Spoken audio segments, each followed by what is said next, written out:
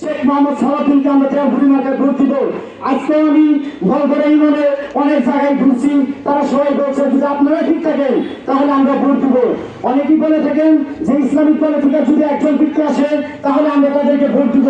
আমাদের ইসলামিক দলে থেকে 8 দল জুট হয়েছে, আপনারা কিন্তু জানেন, শুনেন নাই তো বলবে 8 দলের একটা জুট হয়ে গেছে। তো সেই দলে থেকে কিন্তু আমরা মোটামুটি 100% আশা আমরা পেয়েছি। আমাদের হাফিজ শেখ মোহাম্মদ সালাউদ্দিন এই ছিনলার মানিকগঞ্জ শরীয়তপুর 2 আসনে নির্বাচন ইনশাআল্লাহ থাকবে। তো সেই আমরা ইতিপূর্বে মনে করেন অনেক মানুষই ভোট দিয়েছি, তারা আমাদের পাশে ছিল না, আমাদের কাছেও আসে নাই, আমাদেরকে শুধু দিয়ে কি গাড়ির ভিতর থেকে হয়তো একটা টাকা দিয়ে যায়, এর চেয়ে বেশি কিছু দেয়। শেখ মোহাম্মদ সালাউদ্দিন অনেক মসজিদে নামাজ পড়ায়, অনেকের দুঃখে সুখে জানা যায়, কিন্তু আমাদের পাশে এসে দাঁড়ায়।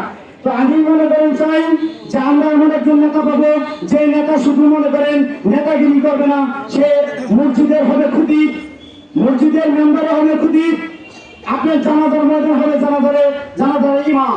তা আমরা সেই নেতাকে চাই না? তা যদি চাই তাহলে আপনারা প্রত্যেকটা ব্যক্তি আজকে থেকে মনে করবেন শেখ সালাউদ্দিন নির্বাচন করবানো নাই, নির্বাচন করতে আছে সমস্ত গুণীন দলবাসী। গুণীন দলবাসী যদি নির্বাচন করতে চান তাহলে আপনারা ইতিপূর্বে যাদেরকে ভোট দিচ্ছেন তাদেরকে ভয় করতে তাদের বাড়িতে আমরা আমাদের ভোট আদায় করে নিব। আমরা তো দিয়েই গেছি, আমরা কিন্তু 54 বছর শুধু দিয়েই গেছি, আমরা কিন্তু আনতে পারি নাই। আমাদের একটা সুযোগ আছে, সেই সুযোগ আমরা কাজে লাগাবো।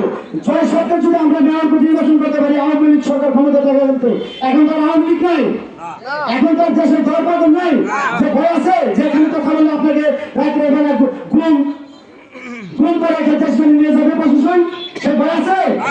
কাজ যদি না থাকে আপনারা ভোট ধরে সবার কাছে ভোট চাইবেন যে আমাদের গ্রামে যে এমপি প্রার্থী আছে উনি সর্বাধিক যোগ্য লোক, ওনাকে আমরা ভোট দিব, জয়যুক্ত করবো, এই বলে আমার সংক্ষিপ্ত বক্তব্য শেষ করছি। আসসালামু আলাইকুম ওয়া রাহমাতুল্লাহি ওয়া বারাকাতুহু।